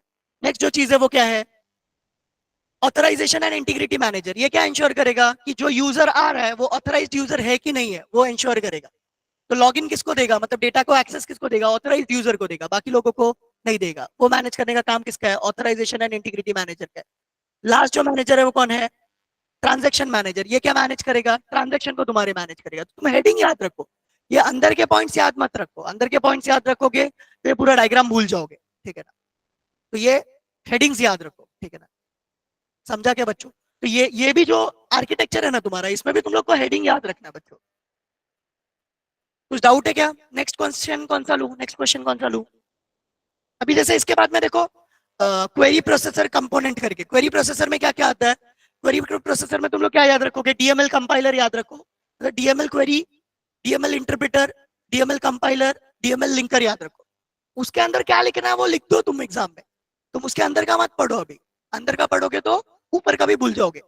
हेडिंग्स याद रखो बहुत, ये है वो 1NF 2NF 3NF बताता हूं मैं, 1NF 2NF 3NF बताता हूं। तो ये क्वेश्चन ये हो गया। 1NF 2NF 3NF के अलावा कुछ है क्या, 1NF 2NF 3NF लेता हूं। फिगर्स आता है क्या तुमको, पीएलएसक्यूएल का डायग्राम भी दिखाता हूं, अभी दिखाता हूं, पीएलएसक्यूएल का डायग्राम दिखाता हूं, पीएलएसक्यूएल का प्रोग्राम भी दिखाता हूं, डायग्राम भी दिखाता हूं और प्रोग्राम भी बताता हूं। क्रिएटिंग व्यू एकदम इजी है ना बेटा, create view, creating user easy है। Create user Rajan identified by ABC, तो एबीसी पासवर्ड हो जाएगा, यूजर का नाम राजन हो जाएगा, उसमें कुछ है नहीं, एक यूजर बनेगा जिसका नाम राजन रहेगा, पासवर्ड एबीसी रहेगा। इजी क्वेश्चंस मत पूछो, हार्ड क्वेश्चंस पूछो थोड़ा, सब लोग का टाइम इंपॉर्टेंट है इधर पे, थोड़ा हार्ड क्वेश्चंस पूछो बच्चों। अगर इजी क्वेश्चन है तो पूछ सकते हो। अगर कंसिडर द फॉलोइंग टेबल, पहले मैं वो लेता हूं, क्या लेता हूं, तुम लोग को ये चाहिए ना, क्या बोलते हैं 1NF 2NF 3NF और 1NF 2NF 3NF मोया मोया करके बताओगे तुम लोग ऐसे क्वेश्चन पूछ रहे हो तो मेरे को मोया मोया ही करना पड़ेगा, नालायक को, फालतू फालतू क्वेश्चन पूछते हो। नहीं, एग्जाम के एक दिन पहले ऐसा पूछेगा क्रिएट यूजर कैसे करते, तो फिर मेरे को ऐसे बोलना पड़ेगा ना।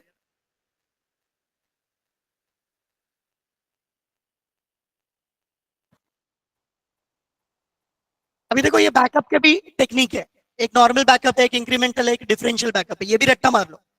नॉर्मल बैकअप क्या रहता है, इंक्रीमेंटल क्या रहता है, ये लिख भी लो, ये इंपॉर्टेंट क्वेश्चन है। नॉर्मल बैकअप के टेक्निक लिख लो, रिकवरी के टेक्निक लिख लो, ये इंपॉर्टेंट क्वेश्चन है, आ सकता है एग्जाम में, मगर ये रट्टा मारने वाले क्वेश्चन है। नॉर्मल बैकअप में क्या होगा, पूरा का पूरा फाइल बैकअप हो जाएगा और उससे ही रिस्टोर होगा। इंक्रीमेंटल में क्या होगा, जितना चेंज हुआ उतना ही बैकअप होगा, सब कुछ बैकअप नहीं होगा, ठीक है ना, पढ़ोगे तो यही लिखा रहेगा। डिफरेंशियल में क्या होगा, पहले जो बैकअप हुआ था उससे बचा हुआ जो बैकअप है वही होगा, ठीक है ना, उसको डिफरेंशियल बैकअप बोलते हैं।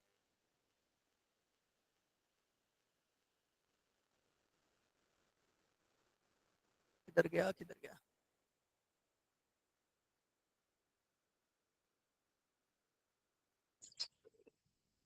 दो मिनट दो, मैं ढूंढ रहा हूँ पीएलएसक्यूएल ब्लॉक,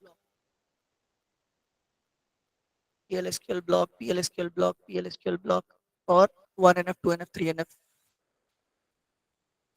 इसमें नहीं है।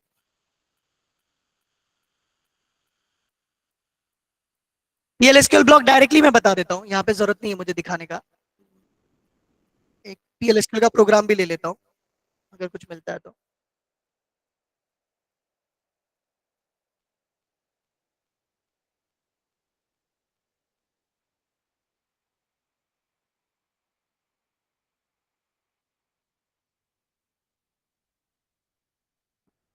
देखो ये पीएलएसक्यूएल ब्लॉक है, ये क्वेश्चन 100% आएगा बच्चों, ये क्वेश्चन 100% आएगा।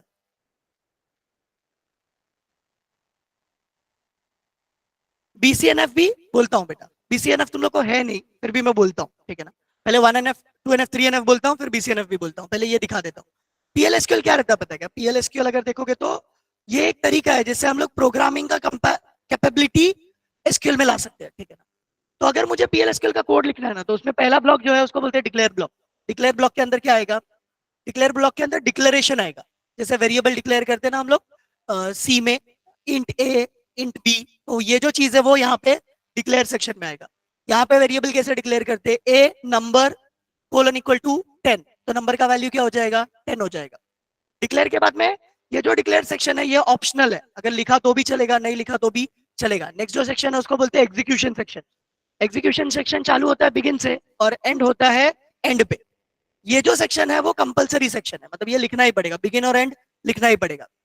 इसके अंदर एक और सेक्शन है जिसको बोलते हैं एक्सेप्शन करके। एक्सेप्शन कभी रेज होता है जब भी एरर आया, तो अगर एरर आया तो एक्सेप्शन रेज होता है। और ये जो एरर आया उसको अगर एक्सेप्शन रेज हुआ उसको अगर मैंने हैंडल किया तो इसको एक्सेप्शन हैंडलिंग बोलते हैं। समझा क्या बच्चों? हैविंग एन ग्रुप बाय अभी थोड़ी देर पहले किया मैंने, प्रज्वल समझा क्या? पीएलएसक्यूएल ब्लॉक समझा बच्चों तो चैट में डालो पीएलएसक्यूएल करके। अगर पीएलएसक्यूएल ब्लॉक समझा बच्चों तो चैट में डालो पीएलएसक्यूएल करके। ओके, पर नेक्स्ट जो थी था वो मैं 1NF 2NF 3NF एक्सप्लेन कर देता हूँ। इधर पे अगर कुछ मिलेगा तो ज्यादा बेटर है।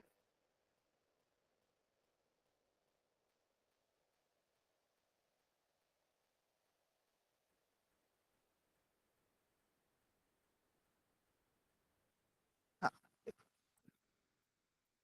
देखो यहाँ पे एग्जाम क्वेश्चन दिया हुआ है कि explain 1NF and 2NF and 3NF, ठीक है ना?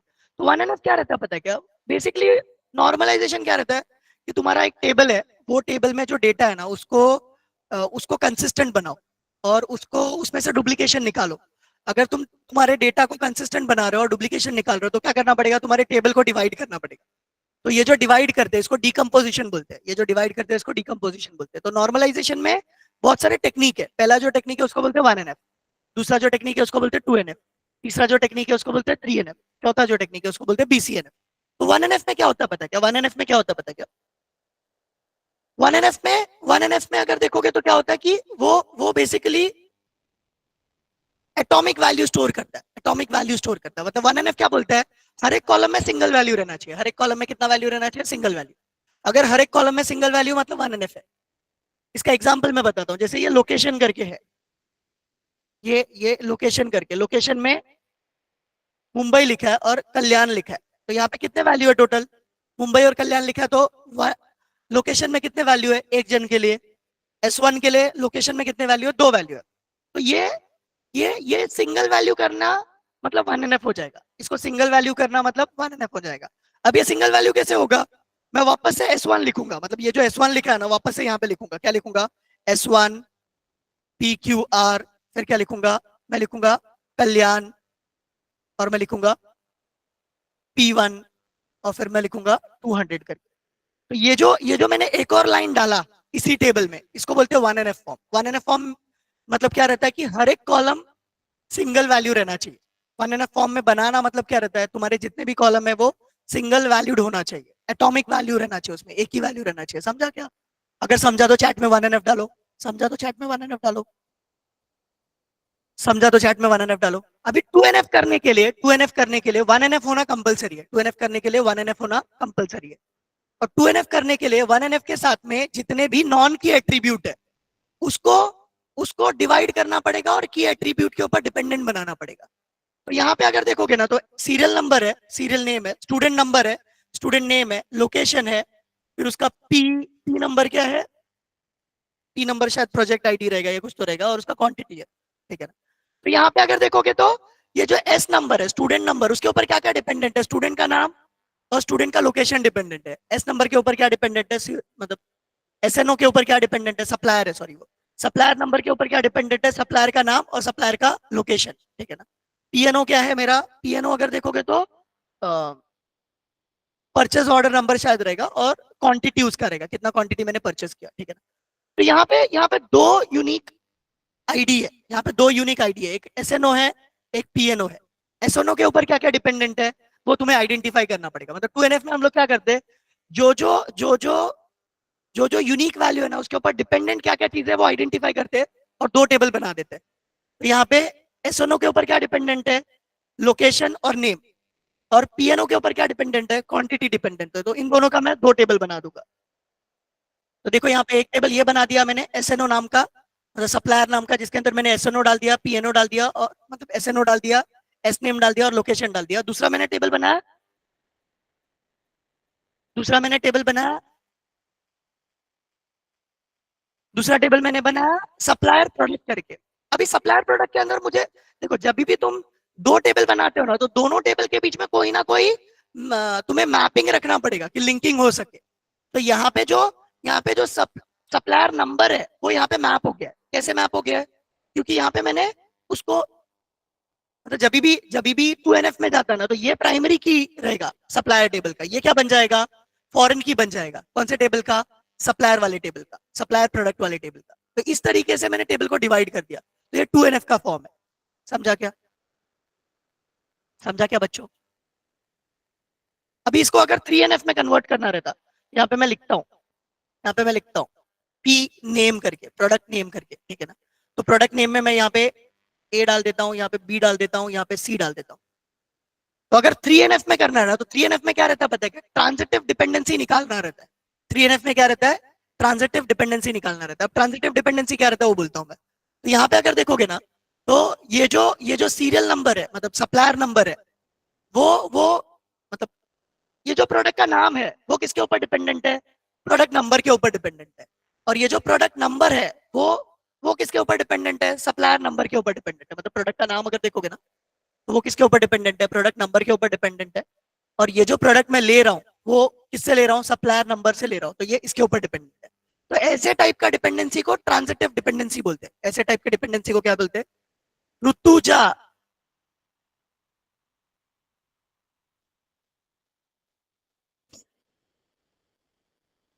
तो ऐसे टाइप के डिपेंडेंसी को क्या बोलते हैं? Transitive dependency. ये डिपेंडेंसी मेरे को 3NF करने के लिए काम आता है। तो अगर मुझे 3NF में करना है तो क्या निकालना पड़ेगा?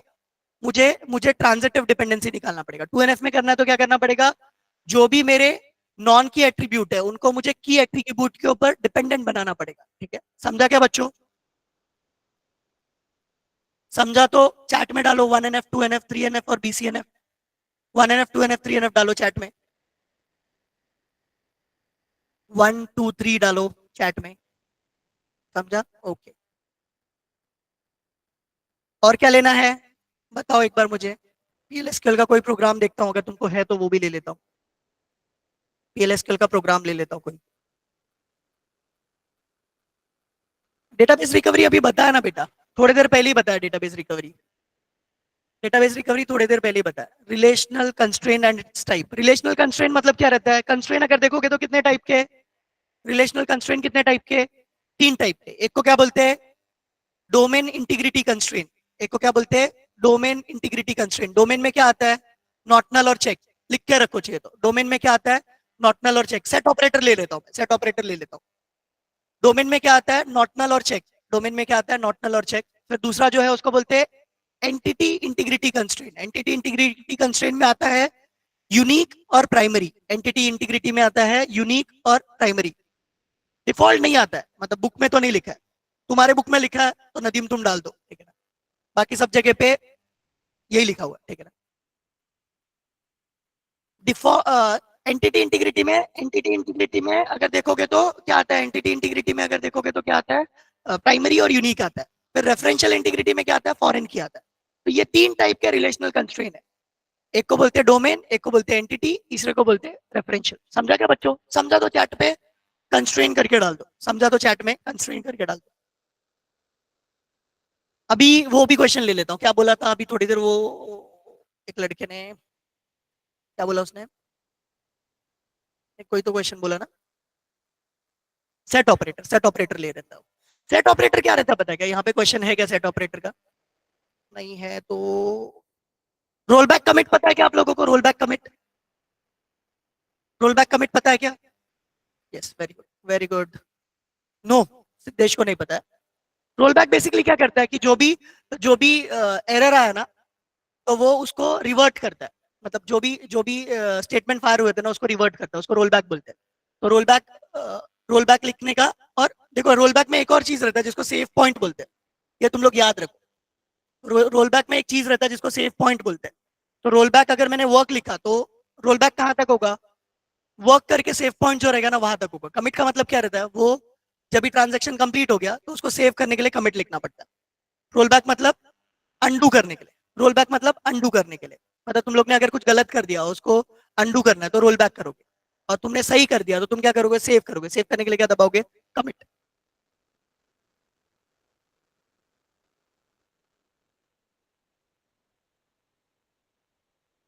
अभी सेट ऑपरेटर देख लेते हैं, मिलता है तो। सेट ऑपरेटर मिल गया। सेट ऑपरेटर क्या रहता है पता है कि बच्चों? सेट ऑपरेटर में तीन चीज आता है, एक को बोलते हैं यूनियन, एक को बोलते हैं यूनियन ऑल, फिर एक को बोलते हैं इंटरसेक्शन, एक को बोलते हैं माइनस। यूनियन मतलब क्या रहता है पता है? दो टेबल को जोड़ के एक वैल्यू आएगा। समझो मेरा एक टेबल है स्टूडेंट करके, जिसके अंदर आईडी नेम एड्रेस है, दूसरा भी टेबल है जिसका नाम है स्टूडेंट वन, जिसके अंदर आईडी नेम एड्रेस है। तो अगर मैंने यूनियन डाला तो क्या होगा? दोनों टेबल का डेटा मुझे मिल जाएगा। कैसे करना पड़ेगा यूनियन? तो देखो यहाँ पे लिखा है उसका, मतलब select E name from employ union select E name from employ. मतलब यहाँ पे टेबल का नाम ईएमपी है और यहाँ पे टेबल का नाम ईएमपी है और यहाँ पे टेबल का नाम क्या है? एम्प्लॉय है। तो दोनों टेबल में जितने भी एम्प्लॉय के नाम रहेंगे दोनों एक साथ आ जाएंगे। यूनियन में क्या होगा? डुप्लीकेट वैल्यूज इग्नोर हो जाएंगे, डुप्लीकेट वैल्यूज एक बार आएगा। यूनियन ऑल में क्या होगा? डुप्लीकेट वैल्यूज मल्टीपल टाइम्स आएंगे, मतलब जितनी बार डुप्लीकेट है उतनी बार आएंगे। यही डिफरेंस है यूनियन और यूनियन ऑल में। यूनियन करते वक्त एक चीज याद रखना पड़ेगा, तुम्हें कॉलम का डेटा टाइप सेम रहना चाहिए, ठीक है ना? दोनों जो कॉलम को यूनियन कर रहे हो, दोनों टेबल के कॉलम को जो यूनियन कर रहे हो उसका डेटा टाइप सेम रहना चाहिए। सेम नहीं रहेगा तो यूनियन नहीं होगा। तो समझो दोनों टेबल में ई नेम और एड्रेस रहता, तो मैं यहाँ पे ई नेम कॉमा एड्रेस लिख सकता था। तो दोनों टेबल से क्या मिल जाता था मुझे? ई नेम कॉमा एड्रेस मिल जाता था। मतलब यहाँ पे मुझे क्या लिखना पड़ेगा? ई नेम कॉमा एड्रेस। समझो इधर पे एड्रेस का नाम एडीडी है तो मैं ऐसे लिखता था, select E name comma ADD from employ. तो दोनों डेटा आके किधर पे मिलता था मुझे? कॉमन कॉलम में, मतलब पूरा दोनों का डेटा एक ही जगह पे मुझे आके मिल जाता था। ये यूनियन का काम है। इंटरसेक्शन क्या करता है? अभी यूनियन जो है दोनों का डेटा लाके देता है। यूनियन ऑल क्या करेगा? यूनियन ऑल में डुप्लीकेट वैल्यूज आएंगे, मतलब दोनों में समझो राजन है तो राजन 2 बार आएगा, ठीक है ना? यूनियन में, यूनियन ऑल में, यूनियन में एक ही बार आएगा। इंटरसेक्शन क्या करता है पता है? दोनों में जो कॉमन वैल्यूज है वो लाके देगा। समझो एक टेबल है एम्प्लॉय और दूसरा टेबल है ईएमपी, दोनों में राजन एक बार आया है। इंटरसेक्शन क्या देगा? राजन देगा। बाकी जो उधर पे समझो, मैं यहाँ पे एग्जांपल भी लिख देता हूँ। समझो ये टेबल है ईएमपी करके, ये टेबल है एम्प्लॉय करके। यहाँ पे ए है, यहाँ पे बी है और सी है, यहाँ पे ए है और डी है। तो अगर मैंने ए डी और सी है, अगर मैंने यूनियन किया तो क्या मिलेगा? तुम लोग चैट पे डालो, यूनियन किया तो क्या मिलेगा? ये एम्प्लॉय के नेम के ऊपर यूनियन किया तो क्या मिलेगा? A B. चैट में डालो क्या मिलेगा यूनियन किया तो? जल्दी से डालो बच्चों। यूनियन किया तो क्या मिलेगा? A B C D, A B C D मिलेगा। समझा क्या बच्चों? चैट में डालो यूनियन किया तो क्या मिलेगा? रिपीट वाला आएगा। यूनियन में रिपीट वाला एक ही बार आएगा। सी कितनी बार आएगा? एक बार आएगा। ए कितनी बार आएगा? एक बार आएगा। यूनियन ऑल डाला तो क्या होगा? ए B C A D C, मतलब सी 2 बार आएगा, ए 2 बार आएगा। यूनियन ऑल डाला तो। इंटरसेक्शन डाला तो क्या आएगा? इंटरसेक्ट डाला तो क्या आएगा? खाली सी आएगा। इंटरसेक्ट डाला तो क्या आएगा? सी और ए दोनों आएगा, क्योंकि सी और ए दोनों टेबल में प्रेजेंट है। सी और ए दोनों टेबल में प्रेजेंट है। इंटरसेक्ट डाला तो क्या आएगा? सी और ए आएगा, क्योंकि वो दोनों टेबल में प्रेजेंट है। तो इंटरसेक्ट कैसे लिखेंगे? Select E name from employ intersect select E name from employ. Query same रहेगा, खाली यूनियन के बदले क्या आ जाएगा पे? इंटरसेक्ट। समझा क्या? फिर उसके बाद में माइनस का मतलब क्या रहता है? जो एक टेबल में है और दूसरे में नहीं है। ये टेबल में जो है और दूसरे में नहीं है, तो ऐसा क्या चीज है जो ये टेबल में है और दूसरे में नहीं है? तो वो है बी। तो इंटरसेक्ट माइनस में क्या आएगा? बी आएगा। माइनस में क्या आएगा? बी आएगा। समझा? तो चैट में डालो। समझा? तो चैट में डालो बी करके। समझा? तो चैट में बी करके डालो बच्चों। सेट ऑपरेटर समझा क्या सबको? कुछ डाउट है क्या इसमें? इंटरसेक्ट फिर से बताओ। इंटरसेक्ट में कॉमन आएगा। दोनों में कॉमन क्या है? दोनों में कॉमन अगर देखोगे तो क्या है? ए और सी, तो ए सी आएगा। समझा क्या?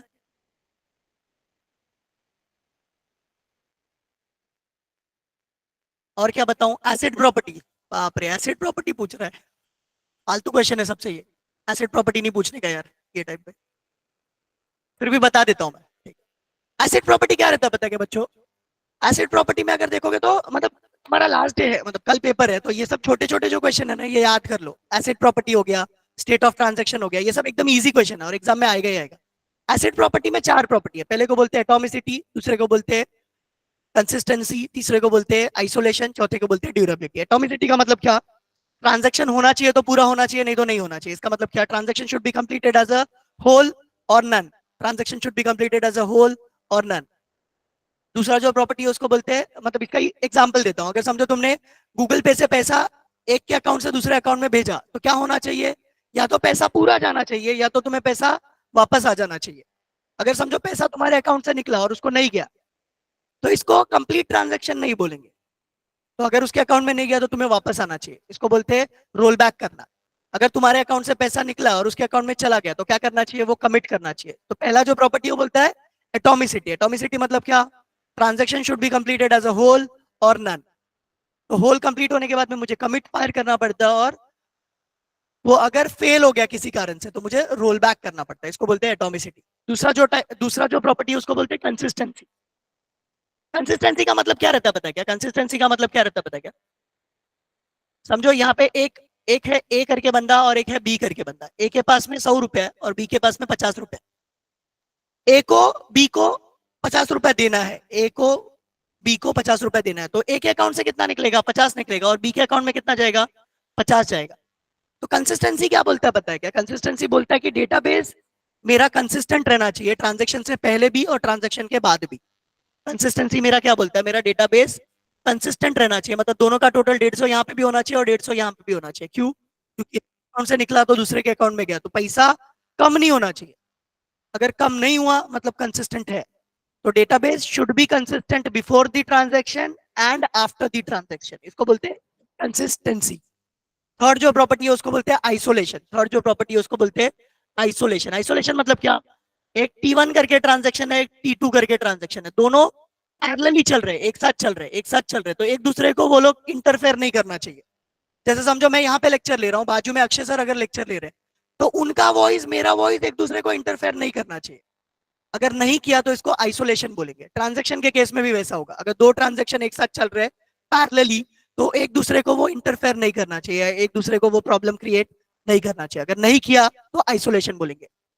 लास्ट जो प्रॉपर्टी है उसको बोलते हैं ड्यूराबिलिटी। लास्ट जो प्रॉपर्टी है उसको क्या बोलते हैं? ड्यूराबिलिटी। ड्यूराबिलिटी। ड्यूराबिलिटी मतलब क्या रहता है? ड्यूराबिलिटी मतलब क्या रहता है कि अगर मेरा डेटाबेस फेल हुआ तो कितना जल्दी रिकवर हो जाएगा, इसको ड्यूराबिलिटी बोलते हैं। अगर मेरा डेटाबेस फेल हुआ तो कितना जल्दी रिकवरी हो जाएगा और मेरा डेटाबेस फिर से चलने लगेगा, इसको ड्यूराबिलिटी बोलते हैं। तो ये सब चीजें चैट पे डालो। एसिड प्रॉपर्टी करके चैट पे लिखो, atomicity, consistency, isolation and durability. Chat पे डालो बच्चों। Be quick and be fast. Chat पे डालो, एसिड प्रॉपर्टी करके चैट पे डालो।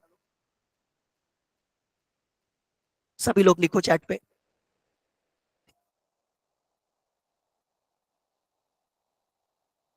और कोई क्वेश्चन है क्या?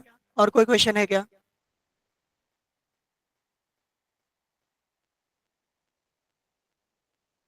फंक्शन। भाविक फंक्शन क्या है पता है क्या?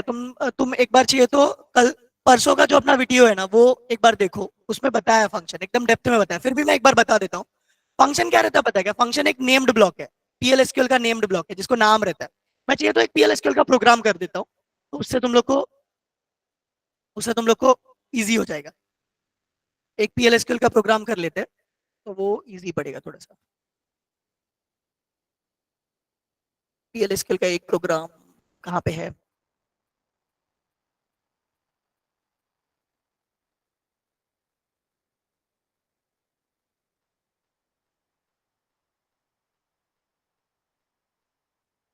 फंक्शन। फंक्शन ही आ गया, फंक्शन बता देता हूँ। फंक्शन एक ऐसा चीज है ना जो वैल्यू रिटर्न करता है। फंक्शन एक पीएलएसक्यूएल ब्लॉक है जो जो हमेशा वैल्यू रिटर्न करता है। फंक्शन मतलब क्या रहता है? Set of instruction to do a task. मतलब जो तुम्हारे दूसरे लैंग्वेज में फंक्शन है ना, वही सेम चीज यहाँ पे भी है। Set of instruction to do a task. वो रीयूजेबल है, लिखना कितनी बार पड़ता है उसको? एक बार। कॉल कितनी बार कर सकते हैं हम लोग? n नंबर ऑफ टाइम्स, ठीक है ना? तो फंक्शन लिखते कैसे यहाँ पे? फंक्शन लिखते कैसे यहाँ पे? तो इस तरीके से फंक्शन लिखते हैं, इस तरीके से फंक्शन लिखते हैं, क्रिएट और रिप्लेस फंक्शन, फंक्शन का नाम। तो रिप्लेस लिखा, इसका मतलब क्या? ये नाम का फंक्शन होगा तो पहले डिलीट करेगा और फिर क्रिएट करेगा। खाली क्रिएट लिखा तो क्रिएट करेगा, अगर एग्जिस्ट करता रहेगा तो एरर देगा। क्रिएट और रिप्लेस लिखा तो क्या करेगा वो? अगर वो नाम का फंक्शन रहेगा तो पहले डिलीट कर देगा उसको। तो यहाँ पे लिखा क्रिएट और रिप्लेस फंक्शन, फंक्शन का नाम। अभी मुझे काउंट क्या करना है? मुझे सक्सेस काउंट करना है, मतलब कितने बच्चे पास हुए ये काउंट करना है। अभी ये जो फंक्शन है ये क्या रिटर्न करेगा, काम करने के बाद में क्या रिटर्न करेगा, नंबर रिटर्न करेगा। मतलब ये काम करने के बाद में वैल्यू क्या देगा, एक नंबर का वैल्यू देगा, नंबर वैल्यू देगा। तो ये जो नंबर है, ये जो नंबर है वो वैल्यू मैंने किसमें स्टोर किया, मैंने किसमें स्टोर किया, मैंने एक वेरिएबल में स्टोर किया जिसका नाम है सीएनटी करके, इसका नाम है सीएनटी करके, काउंट करके। ये जो सीएनटी है उसका डेटा टाइप क्या है, नंबर है, और उसका वैल्यू क्या है, इनिशियल वैल्यू क्या है, 0। इनिशियल वैल्यू क्या है उसका, 0। फिर बिगिन लिखा और यहाँ पे मैंने लिखा select count star. Count, count क्या देगा मुझे, काउंट स्टार देगा। काउंट मुझे काउंट देगा, किसका काउंट देगा, कैंडिडेट का जिनका रिजल्ट में वैल्यू पास है, जिसका भी वैल्यू पास है उसका काउंट देगा।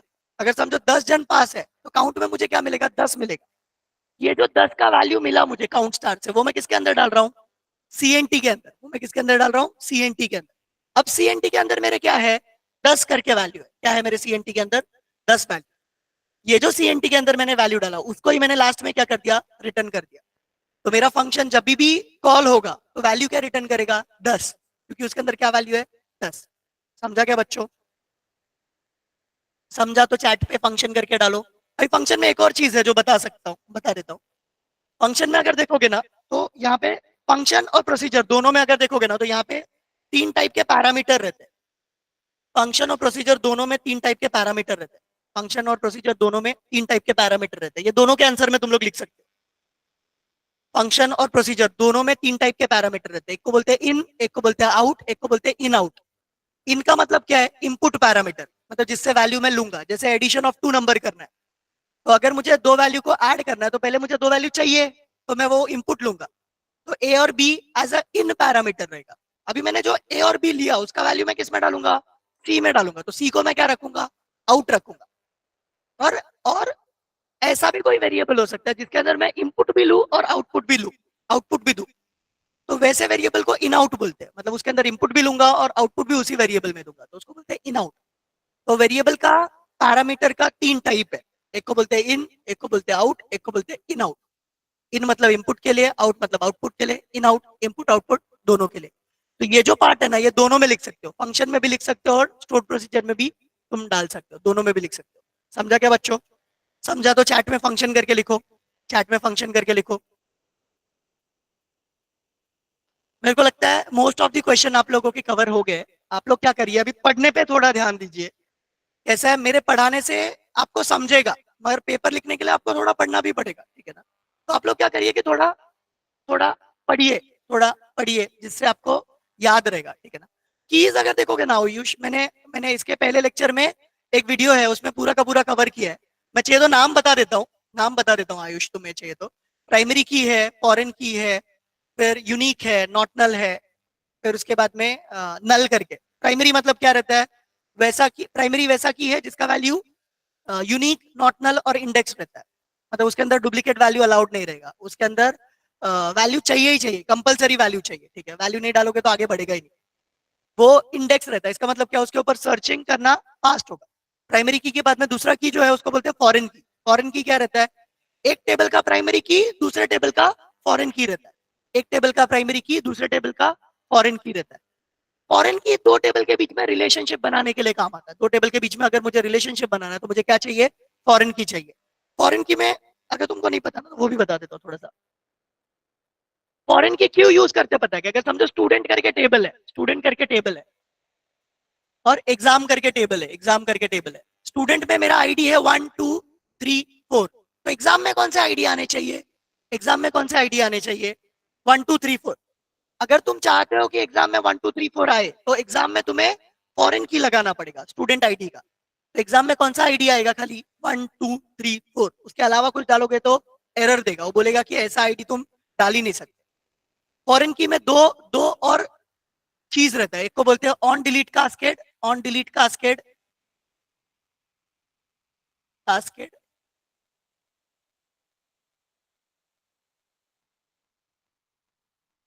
और दूसरे को बोलते हैं on update cascade, on update cascade. On delete cascade का मतलब क्या रहता है पता है क्या, अगर समझो मैंने प्राइमरी टेबल से डेटा निकाला, मतलब स्टूडेंट का डेटा निकाला, तो एग्जाम टेबल से अपने आप निकल जाएगा। इसको बोलते हैं on delete cascade. On update cascade का मतलब क्या है, अगर मैंने प्राइमरी टेबल में कोई वैल्यू चेंज किया है तो जितने भी डिपेंडेंट टेबल है उसमें अपने आप अपडेट हो जाएगा। इसको बोलते हैं ऑन अपडेट कास्ट। ये फॉरेन की का पार्ट है। तो हम लोग ने प्राइमरी देखा, फॉरेन देखा। तीसरे को बोलते हैं यूनिक की। यूनिक की मतलब क्या रहता है? यूनिक की यूनिक वैल्यूज देता है, मतलब उसके अंदर डुप्लीकेट वैल्यू अलाउ नहीं रहेगा। जो फोर्थ है उसको बोलते हैं नॉट नल। नॉट नल मतलब क्या? वैल्यू डालना कंपलसरी है, नहीं डालोगे आगे बढ़ेगा ही नहीं। उसके बाद में है नल करके। नल वाले में तुम वैल्यू डालो नहीं डालो दोनों भी चलेगा, ठीक है ना। उसके बाद लास्ट जो है उसको बोलते हैं चेक करके। चेक अपने हिसाब से कंडीशन देने के लिए काम आता है। कस्टम कंडीशन अगर तुम्हें देना है तो चेक कंस्ट्रेंट डालना पड़ता है। लास्ट वाला जो है उसको बोलते हैं डिफॉल्ट। डिफॉल्ट तभी यूज करते हैं अगर मैं चाहता हूं कि अगर मैंने वैल्यू नहीं डाला तो वो वैल्यू आ जाए, तो उसके केस में डिफॉल्ट यूज करते हैं। पीएलएसक्यूएल का कौन सा प्रोग्राम आता है? अगर देखोगे तो रिवर्स नंबर आ सकता है, रिवर्स नंबर आ सकता है, तो रिवर्स नंबर आ सकता है, फिर प्राइम नंबर ये आ सकता है, क्या बोलते हैं, इवन ऑड आ सकता है, रिवर्स नंबर आ सकता है, फैक्टोरियल आ सकता है। ये तीनों प्रोग्राम कर लो। रिवर्स नंबर एक प्रोग्राम आएगा, एक ही प्रोग्राम आएगा। पीएलएसक्यूएल का एक ही प्रोग्राम आएगा, उससे ज्यादा नहीं आएगा। रिवर्स नंबर, फिर उसके बाद में फैक्टोरियल और इवन ऑड, तीन में से एक कर लो, उसमें से एक आएगा। ट्रिगर एक्सप्लेन करूं? ये लास्ट क्वेश्चन है, इसके बाद में अपन खत्म करते हैं, ठीक है ना। ऐसा तुम लोग घर पे बैठो, मुझे घर पे जाना है लेट हो गया वैसे भी। आज मेरे वाइफ का बर्थडे है, वो मुझे मारेगी लेट हो गया तो। और तो मैं ट्रिगर एक्सप्लेन करता हूँ, रुको 2 मिनट रुको। तो फिर क्या है, तुम लोग को तो खाली क्वेश्चन पूछना है। मेरा भी उधर पे क्वेश्चनिंग होगा, कितना लेट क्यों हुआ।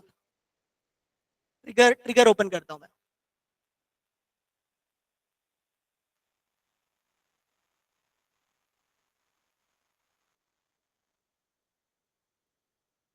ट्रिगर ट्रिगर ट्रिगर ट्रिगर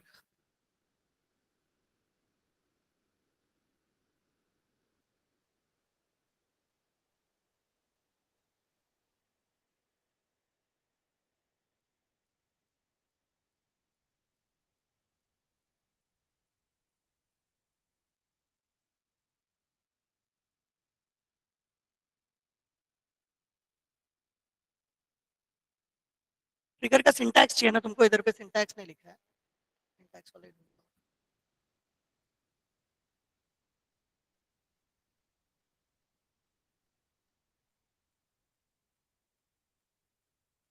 कौन से पेपर में, किसी को याद है क्या? ट्रिगर कोई पेज नंबर बताएगा क्या मेरे को?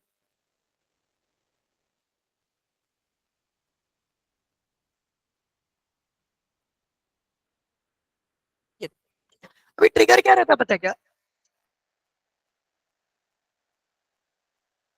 अरे भाई, तेरा शादी नहीं हुआ है, शादी होगा तो समझेगा।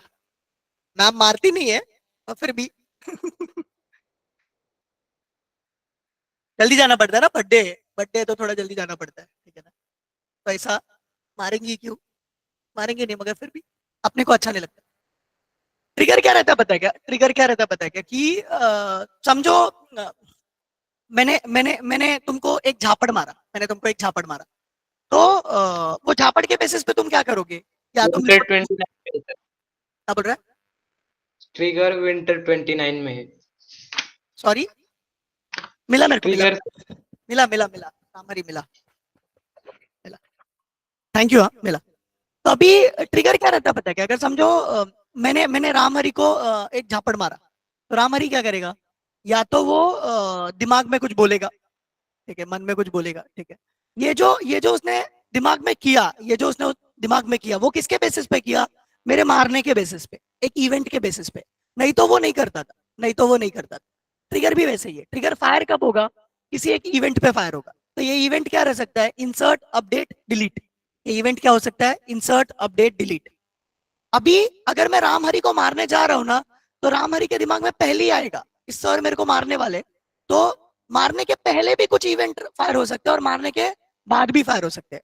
मारने के बाद शायद वो मेरे को दिमाग में गाली दे, मारने के पहले बोले कि शायद सर मुझे ना मारे, कम मारे, वैसा। तो ये जो ट्रिगर है ना, ये कब फायर होता है? बिफोर या आफ्टर? तो ट्रिगर फायर कब होगा? बिफोर या आफ्टर किसके? इंसर्ट अपडेट डिलीट के, ठीक है। ये ट्रिगर किसके ऊपर अप्लाई होगा? टेबल के ऊपर। किसके ऊपर अप्लाई होगा? टेबल के ऊपर। तो देखो यहाँ पे लिखा हुआ है, क्या लिखा हुआ है? तो ट्रिगर ट्रिगर अगर देखोगे तो किसके ऊपर अप्लाई होता है, डीएमएल स्टेटमेंट के ऊपर। किसके ऊपर अप्लाई होता है, डीएमएल स्टेटमेंट के ऊपर, इंसर्ट अपडेट डिलीट के ऊपर। फिर उसके बाद में इसको, मतलब ये जो ट्रिगर है, मतलब इसका सिंटैक्स अगर देखोगे ना, क्रिएट और रिप्लेस ट्रिगर और ट्रिगर का नाम, ट्रिगर और ट्रिगर का नाम। उसके बाद में क्या लिखा हुआ है, बिफोर नहीं तो आफ्टर, बिफोर नहीं तो आफ्टर। मतलब ट्रिगर कब फायर होगा, बिफोर फायर होगा या तो आफ्टर फायर होगा। किसके before after, insert update delete के। इंसर्ट अगर मैंने किया उसके बिफोर, अगर मुझे फायर करना है तो मैं लिखूंगा इंसर्ट बिफोर। और ऑन एम्प्लॉय, तो क्या होगा, ट्रिगर फायर कब होगा, एम्प्लॉय में डेटा इंसर्ट होने के पहले। मैंने लिखा